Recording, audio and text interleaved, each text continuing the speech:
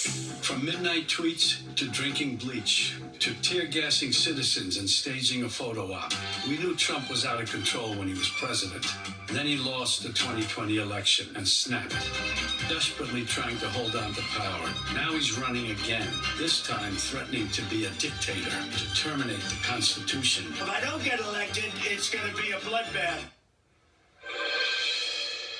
With just 163 days until Election Day, there's not enough being said about why Americans should seriously consider voting for President Biden. How about the strongest 2 years of job growth in history, the lowest unemployment rate in 50 years, the more than 40 million Americans set to benefit from his student loan relief programs, a historic investment in the country's infrastructure, protecting marriage for LGBTQI+ and interracial couples. How about the first Black woman Supreme Court justice and appointing 200 judges? Joining me now is Delaware Congresswoman and candidate for United States Senate, Lisa Blunt Rochester. She's also a national co-chair of President Biden's re-election campaign. Congresswoman, it's an honor to have you on the show. I could have gone on longer. I mean, President Biden has all of these accomplishments, and yet they still don't seem to be resonating clearly with voters the way that they should be. How does Biden crack that code? Well, first of all, Katie, it is an honor to be on your show.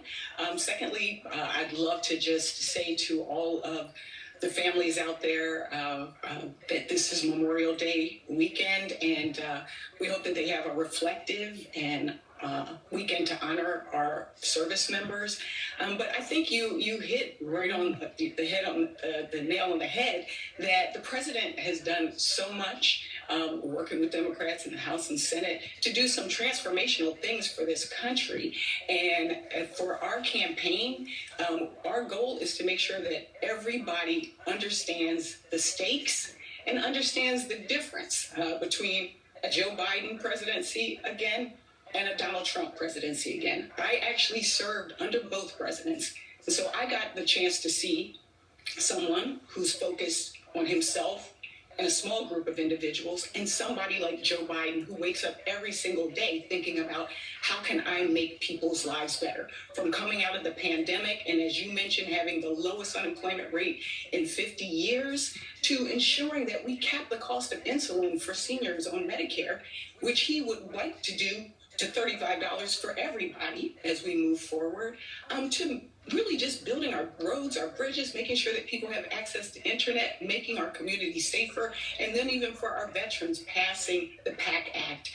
This president has shown the difference between somebody who wakes up every morning thinking about how am I going to do that. And as a campaign, part of what we're doing is going to communities, opening up offices in different parts of the country, particularly those battleground states, and making sure that folks from those communities can tell the stories.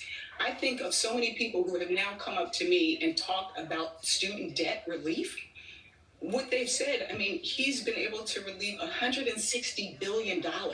And people have come up to me and said, that's been a game changer for them. I had a Capitol Police officer who had me roll down my window in my car as he was, I was going through security. And he said to me, my wife has been a teacher for decades. And for the first time, she is actually able, because of that student debt relief, to do things that we haven't and invest in our economy. And so to me, part of our goal is to tell the stories, have rapid response to the things that Trump says, create offices and be in communities, because while Donald Trump is going to court, Joe Biden is actually going to meet the people where they are.